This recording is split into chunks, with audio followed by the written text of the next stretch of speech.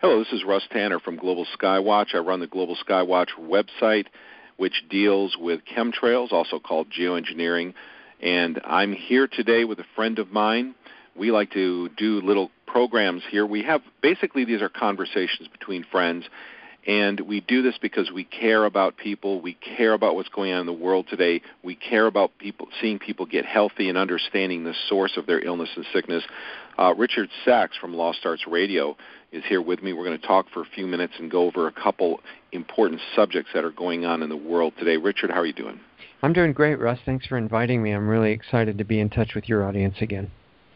Well, that's great. It's always great to talk to you. I know, and I'll be very honest with our audience. I mean, these talks, the reason we record these conversations is because you and I get on the phone. We end up having these hour-long conversations. At the end, we go, wow, we wish we would have recorded that. Yeah, it's pretty hard to duplicate after it's over. I know, and so you have to kind of like, it frustrates me because the information we end up talking about is just so impacting and something I want people to hear. So that's really the inspiration of why we're doing these conversations.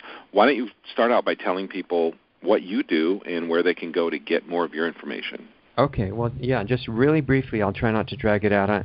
I'm Richard Sachs. I've been an independent holistic health scientist for 50 years, since 1965, almost 51 now, and looking into the root causes and natural cures, natural solutions, as Dr. Rima Labos calls them, for how to reverse degenerative disease and even infectious disease without killing the body in the process, and also to turn back what we're supposed to believe is normal aging. And I found out it's not normal at all. So we have a radio show that I was asked to do, and I started it because of that invitation. Other than that, my work was very much under the radar because I realized I was getting into dangerous areas. But at this point, it's just everything out in the open. As long as we're allowed to, I want to give everything I found to the listening audience. And we have a website, which is lostartsradio.com, LOSTARTS radio.com. All the archives of our show back to the beginning are there for free. You can have all that information, great guests, a little bit from me, which is really starting to accelerate in the more recent broadcasts. I'm coming more out in the open. And we just started an additional day, which is Saturday morning, of a live question and answer show that I really invite all of you to call into if you have time. It's Saturday mornings, 8 a.m. Pacific time, 11 a.m. Eastern time, blogtalkradio.com/lostarts, plural, radio. blogtalkradio.com/lostartsradio. And the whole purpose of that is taking my one-on-one private consulting sessions that I do that cost money and translating them into something you can get free, no money required at all, and you can call in with questions, life and health situations that you're dealing with that always go into areas of consciousness and get really interesting. And I can't give medical advice on the phone or on the radio. I'm not a medical doctor. Even if I was, I wouldn't do it because most of the stuff I'm saying is way outside the box that you're not supposed to know about.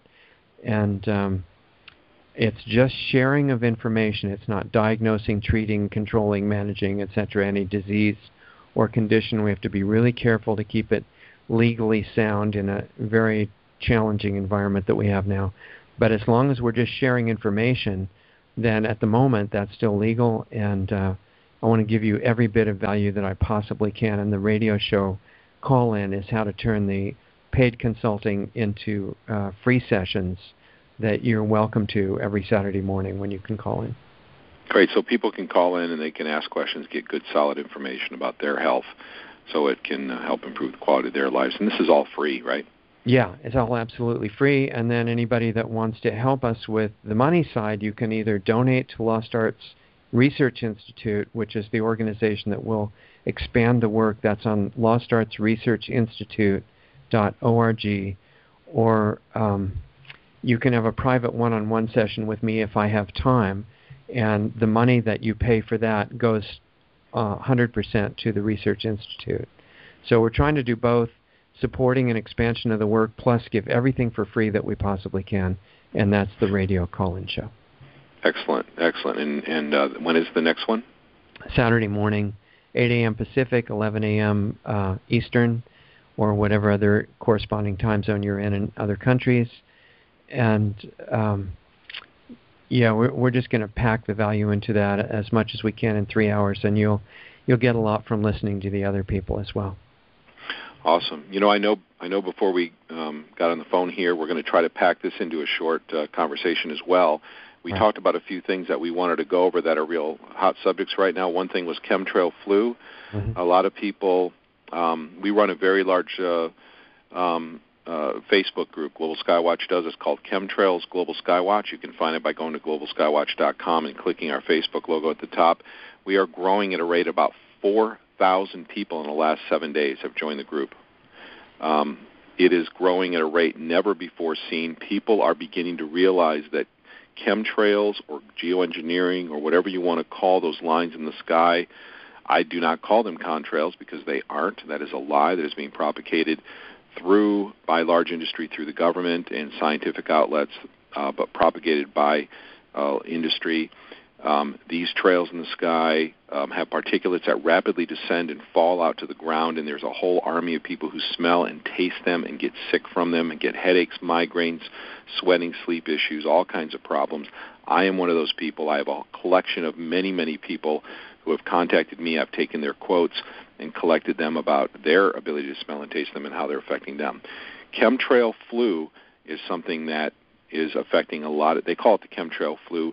They get blasted for a few days by the fallout from these things, and then they end up getting flu-like symptoms. What do you know about that, Richard?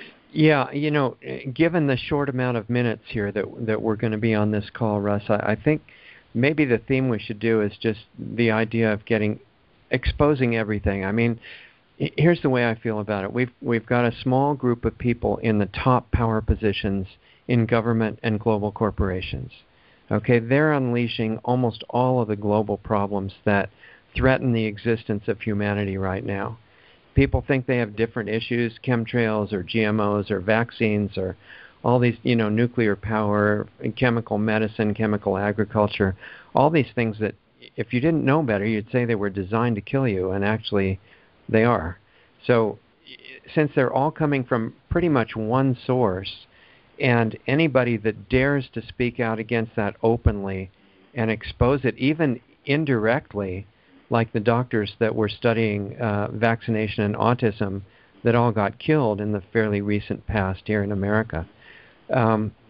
What we're supposed to do in response to that kind of intimidation and violence is just cower in fear and be quiet.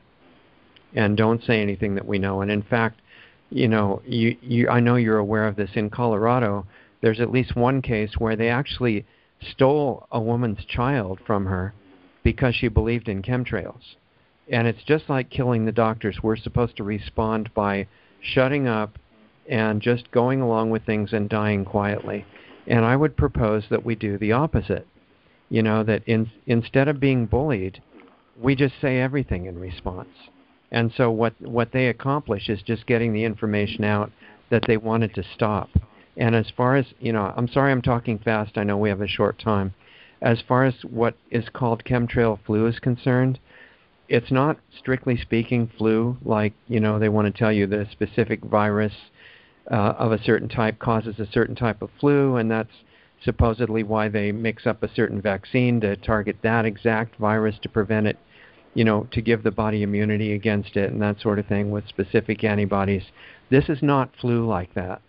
Chemtrails, if you've talked to Clifford Carnicom, who's been on our show, and other researchers that have really gone in depth into analyzing what is coming out of the residue of chemtrails, it's not just aluminum, barium, and strontium, which are bad enough as toxic metals in themselves, and we're breathing those in every day from the spray. Clifford has already also found dried blood cells and all kinds of biological and chemical agents. So whatever... Well, desiccated blood cells, Richard, are in patents as a delivery agent for virus and bacteria, right? I mean, I've exactly. seen... Yeah, and I think Dane Wigington has a whole collection of patents, and you might too, on your website. I do, yep. Right? And so people can look at that. But what we're being hit by is a very complex mixture. So the symptoms that people are just kind of calling chemtrail flu, because in a normal situation you might think that's the kind of thing it is, it's actually the body's desperate attempt to respond to innumerable assaults and insults all at once. And the way that makes you feel when your body's fighting for survival, that's generally what they're calling chemtrail flu. Yeah, I'm somebody, and I make this very open, because now that I've come open with what I'm about to say, many people have contacted me and corroborated my story, saying that they have the same experience. I can smell and taste when somebody has a respiratory infection. Mm-hmm. That is something that I've lived with since I was a child. I have had it all my life. I thought everybody was like this. Now a whole army of people have come forth to me and thanked me and told me that they have the same experience, and they just don't talk about it. Mm-hmm. But when they spray certain types of chemtrails, these particulates rapidly reach the ground, and I smell that same thing. It's the smell of a respiratory infection fills the air for large areas, and when they spray these for 3 days or more, half the population gets sick. Mm-hmm. The biggest experience I ever had, the longest contiguous spraying of this particular type of chemtrail, happened a few years ago up here in Maine. They did it for 2 weeks solid, every single day for 2 weeks. Now, 3 days, people start getting sick. They did it for 2 weeks. They shut down the schools. Mm-hmm. Now, it's not a coincidence that this happened at the same time that this spraying. In fact, when there's outbreaks here, it's always in concert with the spraying of that particular type of chemtrail, and it gives you flu-like symptoms. People get sick with all kinds of symptoms that seem like the flu, and immediately what it does to me is it makes my head hot, my ears feel like they're burning up, and I can just feel that sickly feeling. Yeah. That's how I actually experience it. Yeah, that sounds exactly right, and to put it in as concise and simple terms as possible, what's going on is the body is an amazing organism, and it's got its own intelligence and consciousness saturating every cell that is aware of its environment internally and externally all the time. It's fully self-aware, and it has immediate responses to threats on its existence. And there are multiple threats coming down to us as a biological and chemical air raids that are going on that are called chemtrails. But this is as serious as the attack on Pearl Harbor happening every day all over the country. And we're supposed to think nothing's going on. But that should be the degree of priority that it actually is. Well, even cancer. I know so many people who are getting cancer. If you have everybody has cancer cells in their body. Right. If you have a constant assault on your immune system is so busy dealing with 1 billion nanoparticulates in your bloodstream that go right through your lung tissue that it cannot handle the cancer cells, and you eventually end up developing tumors. Is that a fair statement? Yeah, that's definitely true. It's all tied together, and there are elements in our lifestyle that we've grown accustomed to and learned to do every day that are just because of habit, and they're not necessarily the ones that help our immune system the most. So, there are a lot of natural healing people talking about a certain herb or a combination of herbs or other things, that minerals, vitamins, things that they take to help their immune system, and that's got validity. But what it overlooks is a much bigger issue, which is, just as a quick example, if people are eating GMO ingredients in their food, and this is 1 out of 100 important examples, that's going to radically damage your ability to fight what's coming down in the chemtrails. Okay, these things are tied together. Everything is tied together. And that's what holistic means.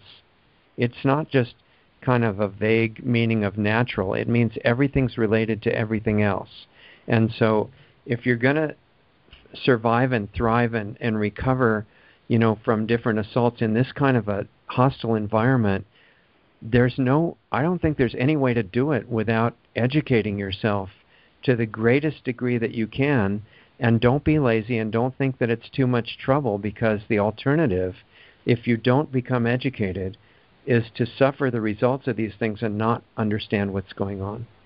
Well, in giving, the way I look at this too is your body needs the raw materials it needs in order to do the work it needs to do.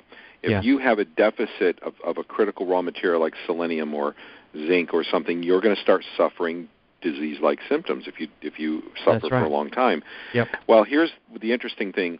I have a study, University of Florida, from a few decades ago. This has been around for a long time. It's not new information. Hundreds of vegetables were tested. Pesticide, conventionally grown vegetables versus organically grown. The organically grown vegetables consistently had between 10 and 100 times more mineral content. I want everybody to make sure that you heard me correctly. I'm not talking 10% more. Yeah, you might want to say that a few times, actually. Yeah, not 10%, 10 times more. 10 times the mineral content. Pesticides, almost across the board, reduce the uptake of minerals into your food. But that is one of the largest parts of what makes food food. It makes it helpful and nutritious to our body. But that process is being hindered by the very things that they've been spraying for decades. Right. So this study is shocking, 10 to 100 times higher mineral content. This also reminds me of the old the study about Titicaca, about the people who have the highest lifespan in the world. They're drinking glacial milk, which is the water that comes down from the glaciers, and they call it glacial milk because it's white. It looks kind of like milk, but it's just water. But it's so rich as it picks up minerals when it comes down. And these people have virtually no disease and some of the longest lifespans in the world. Yeah, and they told the same story about the Hunzas in a remote section of Pakistan, at least until they made a good road in there and got, the fast food and the drugs and the, typical drug medicine and things like that, and then it all fell apart. But before that, when it was all remote and they not only had the minerals, and there they were drinking glacial water too, and irrigating their fields with it, which is even more important. They also were never eating processed food. That is a huge issue, because it's not just the lack of nutrients, it's the presence of waste product and toxins in the body that block the 100% utilization of whatever real nutrients that you do take in. So if you don't clean the system, you can get the best nutrients in the world, and they're not going to work very well in your body, and you're going to wonder why not. Absolutely. And this talk about glacial milk, this is I started learning gardening in 2010. I started getting serious and saying I really need to learn how to grow things. And we did a lot of research, my business partner and I, who did this together. Yeah. And one thing that we did, and not many people know about this, and this is why I like to talk about it, is rock dust. Yes, absolutely critical. Really. Yes, and not many people know about it, but we went ahead and bought from 2 different locations a big 50-pound bags of rock dust, and we sprinkle this on the soil and mix it in with the soil we mix it in, and I have never tasted vegetables like this before. They're rich, and that you feel so good when you're done eating. It's incredible. And, I mean, the reason that we're so pressed to know what to do for 20 minutes when it should be hours to get over this stuff is that these subjects should be the bulk of normal education starting from nursery school. And we're trying to make up for the fact that not only is it not taught, most of what is taught is the opposite of the truth.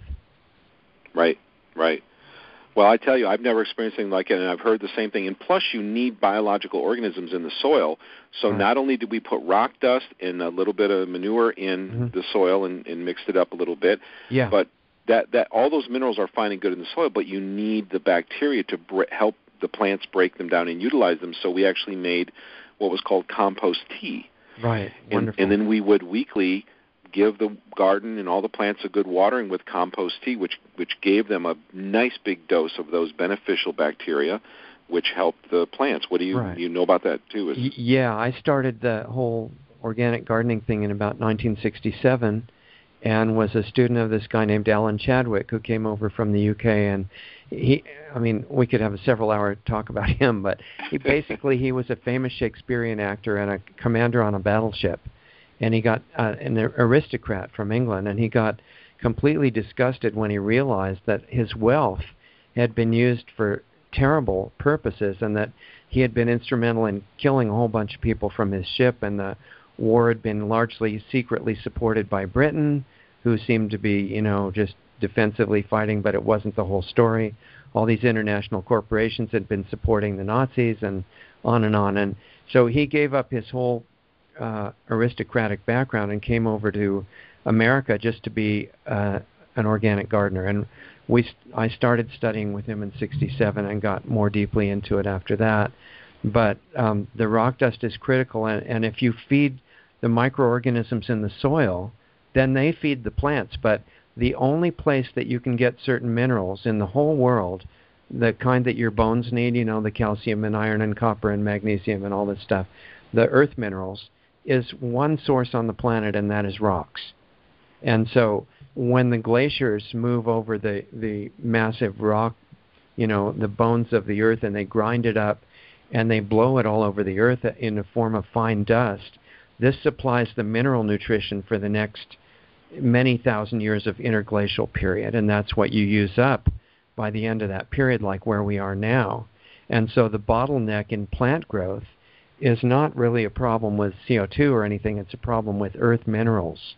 And when you put the rock dust on like you did, then suddenly the plants can use all the CO2 in the atmosphere, and they can suck it right up because the minerals are abundant. And if you use that plus, the manure-based stuff that you used in the soil and the compost, then the microorganisms end up taking care of the fertilizing, and you don't have to do it. Were you using rock dust back then, or did you use it later? Or? I found out about it a little bit later. We were dealing with a guy named John Hamaker and Don Weaver, who wrote a very interesting book at the time called The Survival of Civilization. This was published in the mid-'60s. And it was about the concern over the CO2 balance in the atmosphere. And, at that point, we thought it would probably result in the early onset of a new ice age. And really, we're not going to know that until the Earth either gets impossibly hot or we do have a new ice age. But ironically, we were taught that in elementary school. I remember okay, right. Our textbooks were teaching that we were slowly creeping upon a new ice age. That's and it's a natural cycle in the Earth, because when the new ice age does come, it starts grinding up the next batch of minerals for the soil. And it's just that it's very unpleasant to live through the typical ice age. So if you want to postpone it a little bit and stabilize weather in a normal manner, of course you have to stop the spraying, number one, which is the most destabilizing thing happening for the weather. But the other thing you have to do is grind up a lot of wide spectrum mineral rock dust like glacial gravel and things like that, and start spreading that, which is completely non-toxic and, multiplies the plant growth many times over. Just a quick question. I know it's the top of the hour, do you need to go, or do you have a couple more minutes? No, I've got a little more time if you want. Okay, sure. If we can, I just don't want to run up against any hard barriers if you've got No, I have an appointment at the next hour. I'm okay till then. Gotcha. Okay, just want to make sure. Okay, so the idea of, the funny thing about rock dust, and this is what bums me out, is that we know about so many things. We know about the dangers of amalgam fillings. They've been outlawed in many countries in the world, but the United States still will only give help, government help and assistance, and many insurance companies will only pay for amalgam fillings, which is absolutely astonishing, because they end up causing more problems than they solve. Right. And along the same vein, people have known about rock dust for decades, probably a whole lot longer than that. And I only learned about it, I stumbled upon it through my research in gardening, which I did 2 weeks of solid, hard research, listening to the experts, listening to people who are and I just happened to come across it, but it was hidden in a corner, and it was hard. I'm amazed I even found it. And most people the vast majority of people had no clue, never mentioned it, never talked about it, yet it's been around this long. Yeah. And it just amazes me that things take so long to get into the mainstream. And it is. We're at a really low point in knowledge right now, but I think it's definitely trying to come back. And I found that if you want to make the best use of the rock dust, what you can do, and just experiment yourself, but put the rock dust down first, and then put composted or somewhat aged manure over that. And I have to give a caution about manure right now, since the power structure and the USDA and our government is trying to get rid of normal alfalfa and normal animal feed that's not GMO, and make sure all of the animal feed is highly poisoned and GMO as fast as possible. That's the concern of USDA. And no testing or anything. They just want it everywhere. And this is why I don't trust them in any way whatsoever. But you find some manure that is not from animals eating GMOs. I'm sorry, but it's important. You have to have clean manure. And you put that down, and then over that, you can put something like wood chips, and I'm talking about fairly deep. And if you just make it wet one time so that it has moisture under the wood chips, you cut your water because of the wood chips by probably 95%, and you basically never have to dig or weed or anything like that unless you plant a tree. And if there are any weeds that make it through all that stuff, come out real easy. I mean, you eliminate 90% of the work of gardening and farming. It's really exciting stuff, and it fertilizes the soil indefinitely. You just replace the wood chips as they rot into the soil once in a while. And if you can't use wood chips, there's other things that work too. But nature doesn't like to leave soil uncovered because the roots of the plants like the moist soil. They don't like it when it gets dry. So ideally, you want them never to get dry. And it takes care of that when you use that kind of mulch. We did that same thing where we had a wood chipper and we had a bunch of brush we had to get rid of. So we just chipped it up, and so we had tons of that. We used it. It worked great. The other thing that was an interesting gardening method, it's so funny we're getting into talking about this. I know, this wasn't plan on getting it. Sorry. But it's a good time. It's spring is here. Yeah. The other thing that we did is we looked and learned from some other people that tried a method. I'm by no means an expert gardener. I mean, I'm a novice beginner gardener, but I did do a lot of research. I like to research and learn. Anytime I embark on something, I do my homework before I waste my time learning the hard way. I'd rather learn from other people's mistakes. Yeah, absolutely. Much better way to learn. The other thing that we did, we learned that some people are doing for home gardening is let the weeds grow. Right. Just plant your stuff, let the weeds grow, let the bugs and stuff focus on the weeds, and they'll pay less attention to your healthy plants. Yeah, it's really, insects is a really interesting question. It's very analogous to germs and the human body. And, one of the things that's doing so much damage of misinformation in the medical industry is the so-called germ theory from Béchamp and Pasteur, who admitted before the end of their lives that it was a tremendous mistake on their part. It's not that microorganisms don't exist. They're obviously there, and in fact they're there in much greater numbers than anything else, but they're not functioning as some kind of mistake of nature that's just hurting things at random. It's designed way better than that. And the insects in nature are generally in very small numbers and kept in balance when the soil is healthy and the plants have the right minerals in them. The insects generally leave them alone. And the same exact thing happens with the microorganisms in the body, that we're walking through clouds of microorganisms every minute.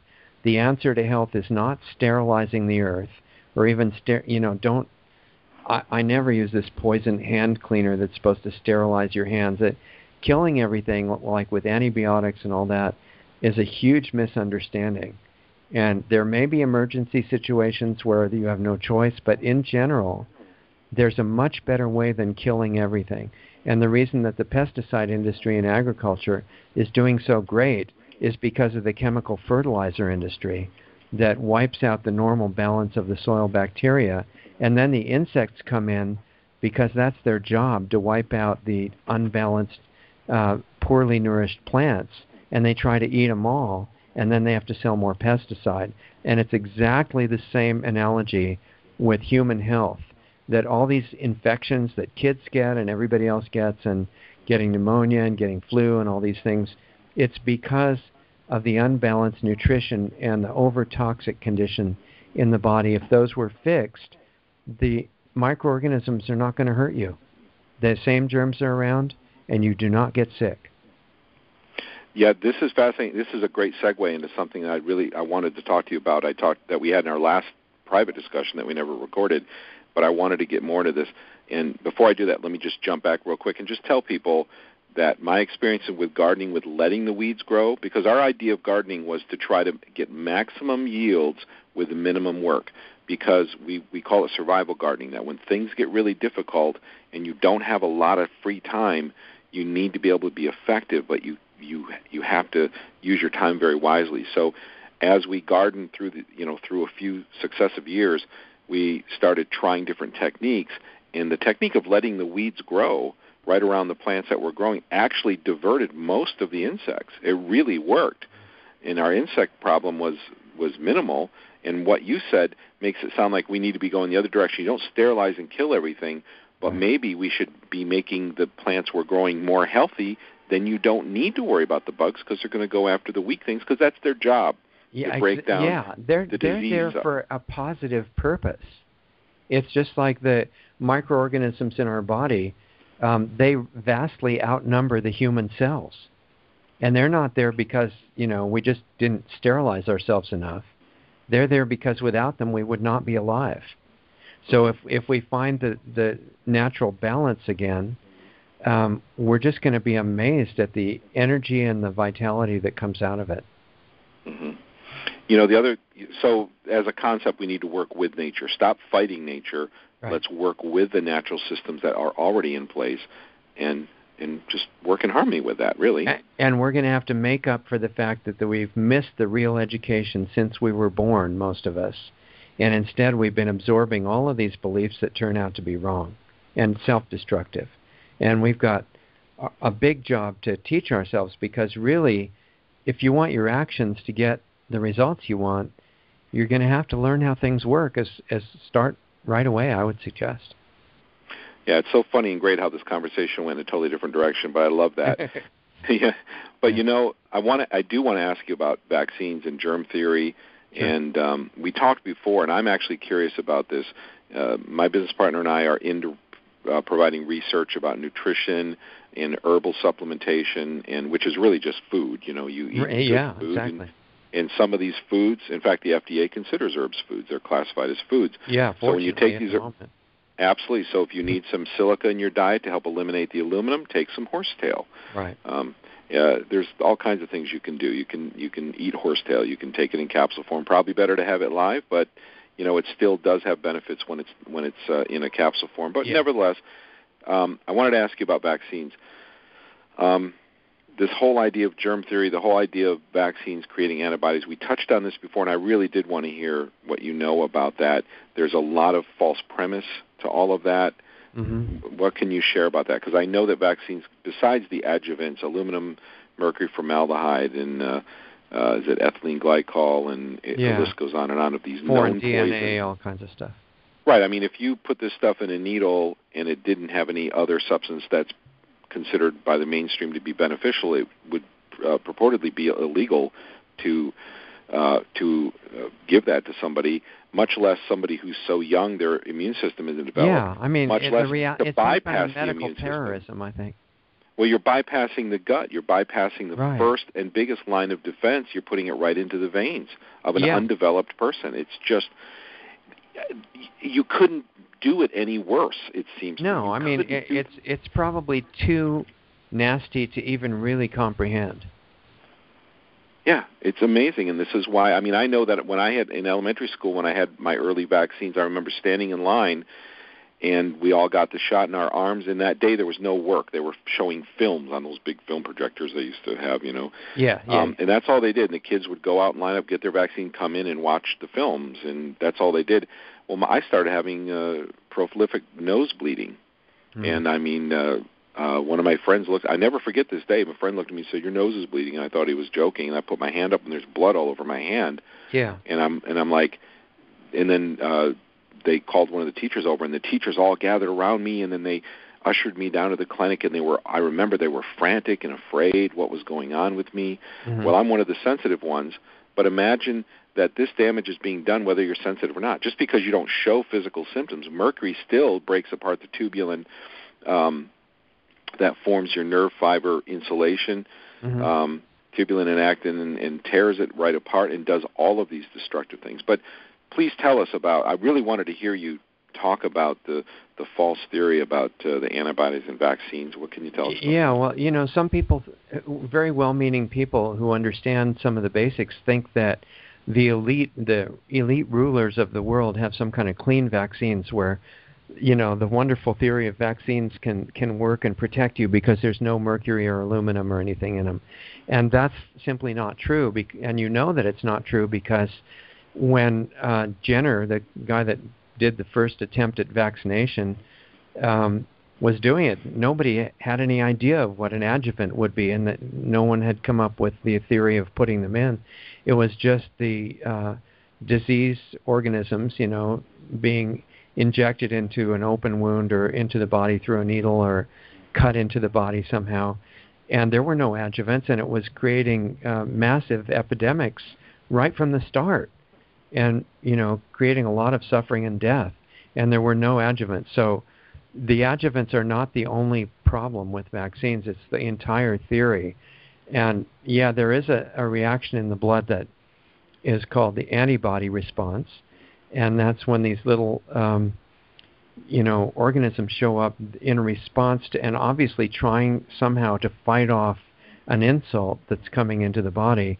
And you mentioned bypassing the gut. It's also bypassing the biggest organ in the body, which is a defensive organ, and that's called the skin. And it's going right through that via a needle. And, if the body was emotional, and actually it is, it would probably be in panic and just trying to do anything it could. And if you inject aluminum, for example, one of the major adjuvants that's used in vaccines now, into the body, even by itself, you're going to get an antibody response. So, the antibodies are clearly not creating any kind of immunity at all. In fact, just from empirical data, you've got people with large antibody counts that get these diseases right away like they had no resistance, and many of them get it directly from the shot. So even though the public, they always make the inference that the production of antibodies is directly proportional to immunity, but that's not the case. No, and it's not just my opinion. If you want to read it from a medical doctor, read Dr. Suzanne Humphrey's book, Dissolving Illusions. Great book. And for speaking out, she forfeited her medical license and is attacked all over the world wherever she goes to speak. And she just couldn't stand not telling the truth. And she just showed clearly that abundant antibodies don't mean anything about the fact that you wouldn't get a disease. And some people who show no antibodies have great immunity. And she made it very clear. There's another doctor named Tim O'Shea who wrote a wonderful book called Vaccination is Not Immunization. I really recommend that one. And he also made it totally clear. I mean, this is well known. It's not like somebody's conspiracy theory guess or something. It's obvious. And yet they know that most of the public doesn't have any idea what this is about and say, oh, well, it's proven, it's safe and effective. And it's like there's this mantra that you're supposed to parrot, safe and effective, safe and effective. And as Rima Lebo, another brilliant medical doctor who has exposed all this stuff, drrimatruthreports.com is her website, and she wrote a wonderful, what I consider a completely fair and balanced article on vaccination called The Syringe of Death, explaining how they do and don't work, that there's no such thing as immunity from the antibody response. There's no vaccine that has ever been proven to be safe or effective. And if you understand what the global power structure is doing, it's a weapon, and you haven't even seen the beginning of it being used yet, because they have hundreds of them in development now, and they're hoping to make them all mandatory, at which point you won't be worried about whether chemtrails are bad because you will not even be able to think straight. That's where this is going, and that's what it's about. It's not about the immune response, because that does not happen from vaccinations. Well, let me ask you this, because I'm sure people will be wondering this, so what is the mechanism that prevents disease? Yeah, that is amazing. And I apologize for us going way over time. I don't see any way to avoid We always do this. We're trying to make up for 30 years of lost education that the average adult has missed, and we're not going to do that in one talk. But the basic idea, and I think this is extremely exciting, is that the body has a natural immune response that is way beyond anything that was even claimed with vaccination. Even if you believe the nonsense that vaccines make you immune to things, the body's natural response is way more than they even claimed. And where it comes from is there's a natural energy in the body, and it comes from a consciousness. In other words, you can look at a cell under a microscope. It's not just a pile of atoms that happen to line up correctly, right, by chance. It's a conscious being that's running around eating, fighting off enemies, reproducing, resting, doing everything that we do on a little bit smaller scale. And those, there's just this amazing orchestra of microorganisms and cells and all different layers of mechanisms in the body that have a natural tendency toward harmony, health, vitality, strength, fighting off any even vague threat to perfect health. And after 50 years of looking at this stuff, I am absolutely clear that your body is designed to stay in great condition physically until you're done with it and you leave, and it's what people call dying. And up until then, most of what we are supposed to think of as normal aging is completely abnormal. And so if you really want to activate the full potential of the immune system of the body the way it was designed. And I just want to interject because you're about to say something really important. Yeah. One of the side effects that I see people having with chemtrails, and this is happening in myself, and I see it in everybody around me. I'm talking to many people. I'm in contact with people all over the world who give me information about chemtrails and what the state and status is and what's happening. Yeah. Related to that is people are in a state of accelerated aging since the spraying started. Yeah. Dramatically accelerated aging. You're seeing the changes in their face. They're feeling the changes in their body, and they're aging much more quickly. This is what's happened to me. Before chemtrails started, people constantly thought I was much younger than I was.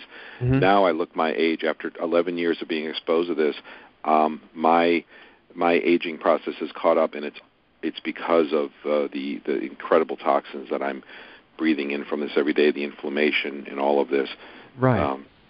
You were talking about aging, and they're accelerating this by providing this inflammation and this oxidative stress and all of the other things that go along with it. Exactly. And, we've had Dr. Gabriel Cousens on our show many times. He's doing a whole year of talks on Lost Arts Radio about health in general. And he brought up a concept that he talked about for a few sessions called toxic synergy. And, synergy means things working together. Syn is together, S-Y-N. And so what he's saying is the basic idea, if one poison has a poison value of 3, say that's how much damage it does, and another poison has a poison value of 4, I'm just making this up, and you take them both at the same time, you don't get a poison value of 7. You might get a poison value of 200. So if such as with aluminum and mercury, which are both in many vaccines. And they're both in, all these different components of chemtrails are acting in toxic synergy as well. And in that case, I'm sorry to interject again, but in that case, fine. Real quick, a study was done. They put a certain amount of aluminum in laboratory rats, 10% died. They put X amount of aluminum in aluminum. Okay, so the first test was mercury. Second test with the animals was aluminum. 10% of them died. They mixed the mercury and aluminum together. 100% mortality rate. Yeah, that's exactly what we're saying. And so, the message is, until we figure out how to get the planes stopped and, the Air Force has a change of heart and starts making them all land and putting them in prison, which is not quite happening yet, the best we can do that I know of is learn everything possible about maximizing the body's own ability to create immunity and everything you can do with that. And that's little details of lifestyle. It's what you eat. It's what you drink. It's even how your thoughts and emotions run. And most of us run around with unconscious programs repeating over and over and over again in our subconscious thoughts and our emotions. And that instantly affects blood chemistry, acidity in the body, how the vitality level in the cells by what you think. And then, learning to redirect those. First, you have to become conscious of it. And then also things like grounding to the earth, which we're designed to require. And sunlight, which in part gives you a lot more negative charge, right? Because electrons... Yeah, that's the way that science, says it. But actually, all these things have so much more than science has ever imagined yet. Yeah. You know, science is in an infancy stage, and it's specialized in fancy language, and what it's actually learned is just not only barely beginning to know what's going on, but because of the influence of the drug industry and the chemical fertilizer industry and all of these industries that are controlling what is discovered and not discovered in science, much of what they're putting out in fancy language is simply false. Yeah, it's amazing. I mean, you people talk about atoms, but it goes much deeper than that. Subatomic particles, which homeopathy is based on, which is a very strange thing when you don't think about on the subatomic level, because there's stuff that goes on below that level. And for instance, I had a terrible allergy back when I had my amalgam fillings in. I was trying to figure out what was wrong with me, to cats. Cats, if I pet a cat, my eyes would water, swell up, and I would be itching my eyes for 2 hours. It was just a nightmare, and it was hard because my business partner had cats and took cats in, and it was just a pain. So I took a homeopathic remedy called animal hair and dander, is what it was called. By the time I was halfway finished taking that, because they recommended taking the whole bottle, and people online were claiming that they had gotten rid of their cat allergies and their animal allergies with this homeopathic remedy, and I was very skeptical because at the time I didn't understand the mechanics behind it, and people tend to be skeptical of things they don't understand, and so I was that way as well, and I'm typically skeptical of things until I learn about the inner workings. Anyway, by the time I had half of that bottle, and I'm sorry to interrupt you, but I had half that bottle, my allergy was gone, and it remains gone to this day. Yeah, I have not found even a single allergy so far that has to be there. In other words, I suffered for years with this, and within a week, it was gone. It was gone in a week. Exactly. And so many things we're told to just assume are genetic and you can't do anything. And I've never yet found one thing that is like that. And it's like, this is not a religious discussion, but you may have heard, or I'm sure you're totally familiar with the quote, "My people perish for lack of knowledge." Yep. And you know, it's just everywhere. I mean, I was in Home Depot today, not singling out Home Depot especially, but the general public, once you are aware of what's going on with health and you look in people's faces, you instantly know what's going on in their body. At least that's my experience. And the condition of the general public is beyond serious. And it affects, if their body is in that much trouble, their mind, forget the mind being able to think clearly at all. And this, illuminates one reason that the power structure wants us to be sick, full of allergies and deficiencies and toxicities and, all of these conditions which they want us to think are incurable and just happening by chance. It's because you can't have clarity of thought and emotion when you're in tremendous physical distress. It's virtually impossible. Yeah, and it's interesting. This is a timely discussion. I didn't mean it to be this way, but I brought up the homeopathy issue. Yeah. Incidentally, just a few months ago, the FDA announced that they're going to start going after homeopathic remedies. So, yeah, right. It's too useful. They got to get rid of it. I know we always go over, and that's perfectly fine with me because we're trying to pack this with information. We're trying to help people, and I hope people can find the time to get the information they need, and hopefully this conversation contributes to part of that. There's one other subject I felt was really important and timely as well that I'd love to talk about, and if you want to continue the other previous thing, please feel free to do that if I'm interrupting. But there's this issue that bothers me because I see people suffering, and it always hurts me when I see this suffering, and I believe that it's needless, it shouldn't be taking place. Forest fires are burning hotter and faster. The personnel who are interviewed who are fighting these fires are saying that they are just shocked at how fast and hard these fires are burning these days in the last, 5 or 10 years. They haven't seen anything like it. I'm going to go in a particular direction with this, but is there anything that comes to mind when I bring that up, Richard? Well, there's two things that I think are related, and I'm sure there's more, but one of them obviously is that I'm sure there are metallic accelerants in the chemtrail residues, because if you grind up metal dust, even in a metal shop, and you atomize it fine enough, and then you strike a spark, you can have an interesting experience. And the other... Thermite. Yeah, that's certainly possible too, but there's another part of it that people might not think of, which is that we're near the end of an interglacial period. And the mineral content of soils, as far as the finely ground rock dust is concerned, is at a real low point worldwide right now. And so one of the best things to make the trees and the general forests more vibrant and resistant to fire, except for the chemtrails, of course, would be to spread a cheap form of finely ground rock dust. And I think the growth, the absorption of CO2, excesses from the atmosphere, the whole effect would be just totally amazing, and it could be done for a tiny fraction of the cost of just, invading a few countries with bombs like they're doing right now. Absolutely, and I'll contribute to this also, this idea, by saying that aluminum sequesters oxygen. I believe 3-to-1, if I remember right. One aluminum will bind to 3 oxygen. I may have that wrong. I'm trying to remember the chemistry behind it, but it's escaping me right now.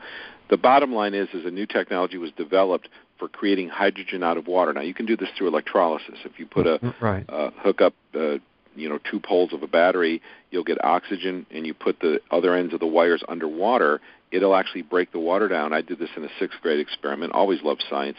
And we ignited in my 6th grade class both the oxygen and the hydrogen that we broke down from the water using a battery, and we exploded them in the classroom with little pops out of a test tube, and teacher jumped and got an A+ for it. Yeah. Now, when you pass water, this is the new invention that has come out. Of course, this is really technology that was developed a long time ago, but it's being applied now. If you have a container of nanoparticle aluminum and you pass water through it, the aluminum will sequester so much oxygen from the water that hydrogen comes out the other side. Wow, so the hydrogen could be making the fires worse, huh? Well, here's what people are thinking, is that the incredible amount of aluminum. In fact, we did a rainwater test here in the Bangor area.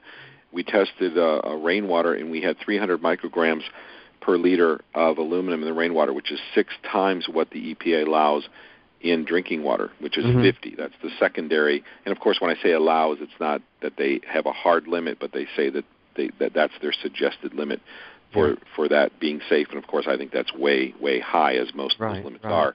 But nevertheless, it was 6 times higher. This is aluminum in drinking water in rural Maine. Where is this coming from? If you douse, and now you have the white tree syndrome, the white bark syndrome, the aluminum being found in trees, in the leaves, in the bark. It's being uptaken by plants to the point where some of the bark is turning white, and you have white nose syndrome, and you're finding high aluminum levels in the bees. Aluminum is everywhere, and we're finding out about this. If you have a forest that is contaminated with aluminum, the plants have uptaken the aluminum into their core parts, and this aluminum that's free, now besides the stuff that's been taken up, this free aluminum is sequestering a massive amount of oxygen from the atmosphere. What do? You're going to have an increase in the carbon dioxide to oxygen ratio.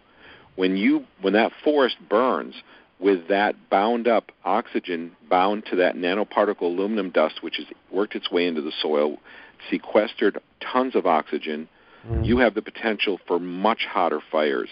And people are going to be scratching their heads saying, what is going on here? Yeah, and I say to them, test the wood, test the bark, test the leaves, test the soil, test the rainwater. It's already been done, but we're going to have to do it over and over and over until the public realizes that this information is being withheld by mainstream media. Yeah, and when they finally do, I don't know what's going to happen. I mean, the power structure definitely is intending to destroy the entire biosphere and us in it. There's no question. It's not like a scientific oversight. They're not going to put together this kind of coordinated attack by mistake.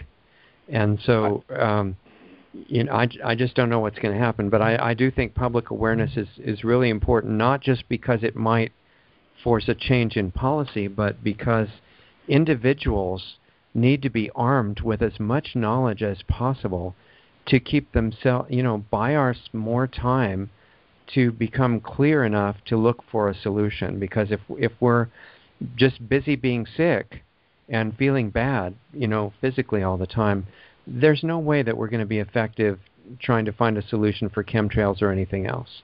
So it's a great way to suppress activists and go ahead and implement a centralized world government and get as little as opposition because everybody is sick and tired and poor and they can't think straight. Eventually, especially when they have enough vaccines, they're just going to say whatever and, take care of us, do what you think is best, and we're just going to go back to whatever welfare we're given by you and eat the poison food with the GMOs in it, and in 3 generations we're going to be gone. Absolutely, and that's, in my experience, that's what chemtrails do to me, is they make me exhausted, and I have to supplement, diet, do all kinds of things to keep myself functional. And in fact, I won't make this a religious discussion either, but talking about destroying the earth, those who are interested, there's a biblical quote that actually says, "I shall destroy those who destroy the earth." And this is a reference to God speaking to those people who are destroying the earth at the end of the age. It's not going to be some natural occurrence. That is people. He is speaking to people. He is very upset about it, and he will destroy those people who destroy the earth. And that infers that there are people actually working to destroy the earth. Right. And if we look at what's going on right now, you said it's not an accident, it's not an oversight of science. I completely agree with you that these people, and this opens up another area that I'm sure we won't even get into right now. We could go into another deep our discussion. 20 minutes is almost over, but are we almost over 20 minutes? Okay, well, we're almost there. No, but I think what you're saying, it's intentional. Also, they know exactly the effect that it would have, and for the most part, I mean, they've done their research. They know that it's going to be completely destructive, and they're doing it anyway, which means the outcome is the intention.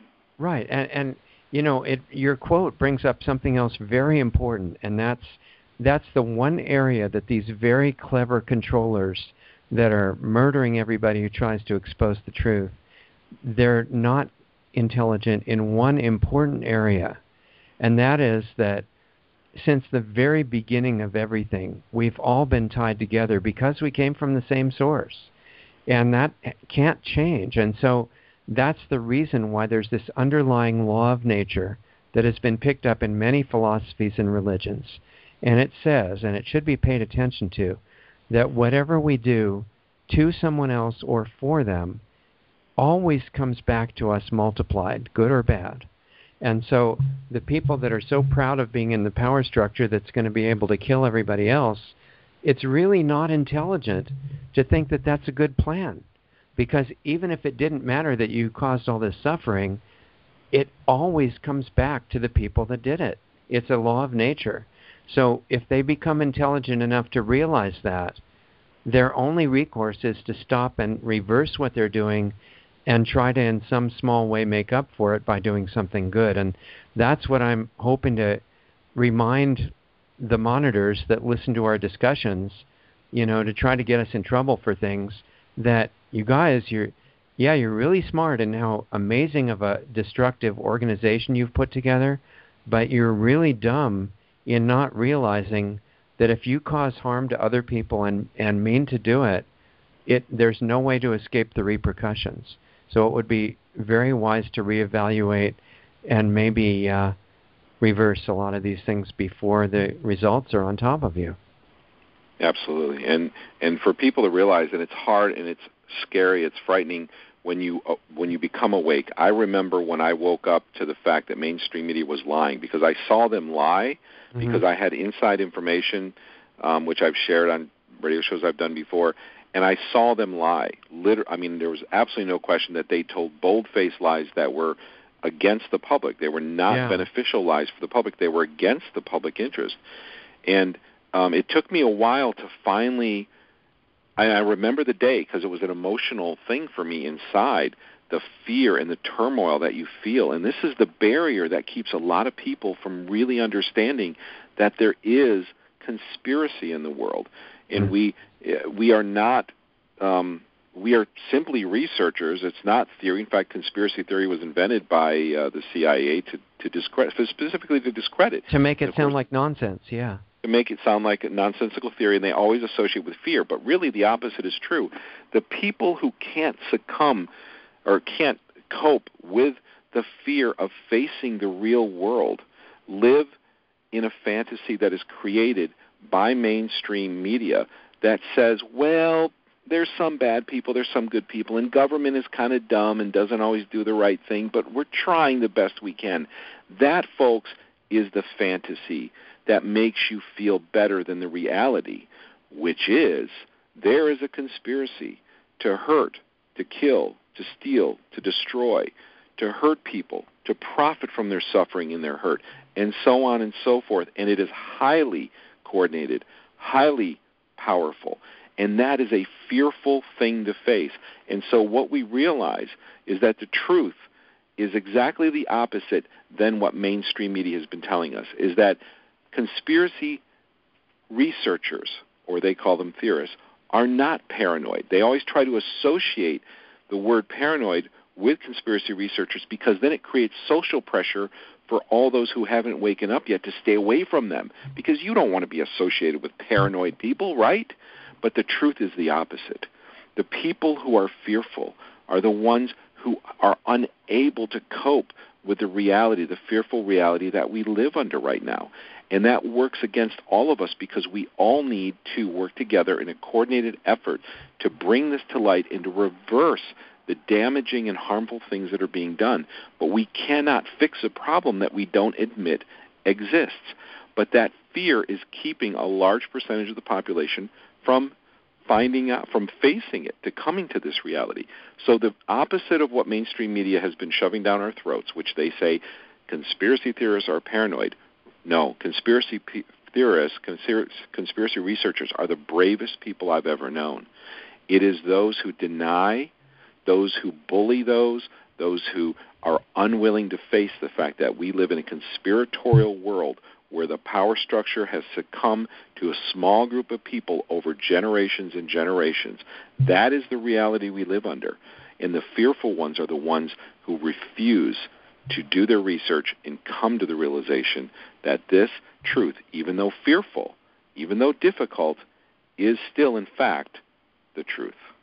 Right. No, those are great points. And I would add just a couple of things to that, and then I probably have to go get ready for my other call here. But what I wanted to say in relation to what you brought up, which I thought is one of the most important things we've talked about, again, enough for several hours of discussion, but just really briefly, this fear issue is really important because if you are stopping yourself from allowing yourself to become aware of things because they're too scary, there are practical ways to eliminate fear, and you find out that it's totally optional. And they involve what you do inside yourself. And one of the most important things, just to briefly mention, that I actually had to learn in order to pursue the investigation I've done because it was too distressing. And I actually had interaction with some of the people within the power structure that you really don't want to meet, and finding out about details of what they're doing that can just drive you crazy. And so what I had to learn is you can split your attention, and the intellectual analytical faculty that you have is what you use to investigate all of these. Many of them are quite unpleasant things that you're finding out about what environment you're really dealing with. But that's the intellectual analytical part, not the faculty that you have that's absorbing emotion and energy, which is a big subject. So what I'm telling you is that if you want to explore maximum immunity, how to not get what's called chemtrail flu, how to not be knocked down by chemtrails at all, how to resist the nuclear power fallout and all that, you're going to have to start learning about what was known in ancient times as the laws of nature. And that's why it's attracted me so much, and I've spent a lot of time over the last 40 years clarifying what it is. But it's very important, everything that you eat and so on, but that's physical eating. You're also eating 24 hours a day on the emotional energy level. And what I mean by that, trying to do it really quick here, is that whatever you put your attention on in a certain way so that you absorb how it feels, you are eating emotionally by doing that. And when you hook on that faculty onto some terrible thing that's going on in the outside world, you can totally destroy yourself just emotionally and not be able to do anything else. So what I had to learn to do is put that faculty, whatever you call it, on the most beautiful, uplifting, inspiring thing that I knew of. I didn't have to say what I was doing, just internally, without a break, 24 hours a day is the ideal.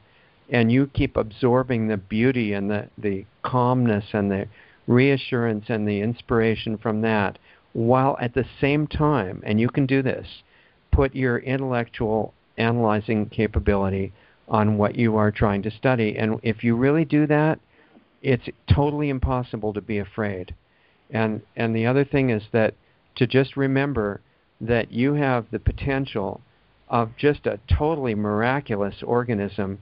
You were not designed on a low-grade, budget to, a grade B body or anything. You're incredible. You've got tremendous brilliance inside you. Your body's capable of being immune to almost anything. And so if it's not, there are things that we're missing that we need to learn and adopt in our lifestyle. And if you do this thing that I just said before that about getting rid of fear and the psychological blocks that make it hard to upgrade your lifestyle, then you'll be able to change your habits, and you don't need willpower. You don't need any kind of a great force to do it, because there's a deep level of relaxation that lets you do everything you're doing for a completely different reason, and it becomes easy. And that's what I hope to be able to share with everybody. And most of us would realize in our lives that when we have reacted to things in our lives in fear, we end up with regret. But when we act and we react with calm resolve, knowing what we should do and acting that way with peace, with resolve, knowing what our purpose is, it's a completely different kind of life. You get a lot better judgment that way. Not better judgment. People need to work together to oppose these things, and we have to do this without fear. And that is the biggest barrier. It's the biggest problem, really, I think, that keeps people from not only coming to a knowledge of the truth, but also it keeps people in a state of inaction. They're not taking action, because that's why the power structure uses fear, because they want you to not be active, because they fear that you will wake up and become active, because every time the alternative health industry, or us who are involved in the alternative health industry, have pushed back when the government came against us, almost every single time we pushed back and we got the bill suppressed, we kept our rights to supplements, and we won. But we have to work together. Yeah. And the same thing that you're saying about fear applies to just crazy, out-of-control anger.